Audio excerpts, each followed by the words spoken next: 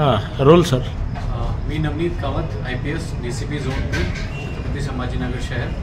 आज संध्याकाळी मला एक माहिती भेटली होती की एक शाहनूर मियाँ दर्गासमोर एक शॉपमध्ये इलिगल ते गॅस डिस्ट्रीब्युशनचे काम चालू आहे. त्यांच्याकडे गॅस सिलेंडर्स आहे, ते इलिगली त्याची सप्लाय करतात अशी माहिती मिळाली होती.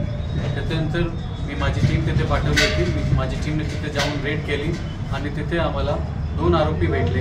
एकूण 66 सिलेंडर्स आम्हाला भेटले. त्यापैकी 48 सिलेंडर्स ते कम्प्लिटली फिल होते. 19 kgचे ते कमर्शियल सिलेंडर होते.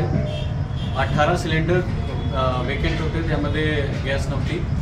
सगळं साहित्य, मोजण्याचं साहित्य इथे होता, गॅस ट्रान्सफर करण्याचं साहित्य होता आणि कुठल्याही प्रकारचा परवाना शॉप लायसन्स धारक करते त्याच्याकडे नव्हता.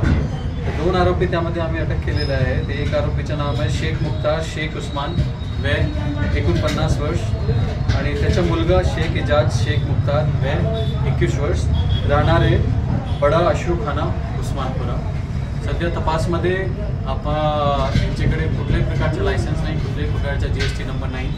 आणि शॉपची जो परिस्थिती आहे ते आपला डिस्ट्रिक्ट सप्लाय ऑफिसर त्यांनी येऊन बघितले, त्यांनी पंचनामा पण केले आणि ते परिस्थिती एकदमच अवघड आहे आणि ते गव्हर्नमेंटचे नॉर्म्स प्रमाणे बिलकुलच नाही. त्यामुळे हे FIR दाखल होणार होता आणि बाकीच्या जो कारवाई आहे तपासनंतर केला जाईल. चोरून आणि अवैधरित्या असल्याचाच प्रकार आहे ना ते? आता तपासाचा भाग आहे. त्यांच्या म्हणण्याप्रमाणे त्यांनी एक MIDC वाळूंमधून एक शॉपकडून हे सगळा विकून घेतला होता, पण तो सध्या त्यांच्याकडे कुठल्याही प्रकारचा लिगल बिल नाही आणि तो तपासाचा भाग आहे की त्यांनी हे सिलेंडर कुठून आणले होते आणि कोणाला हे विकत होते.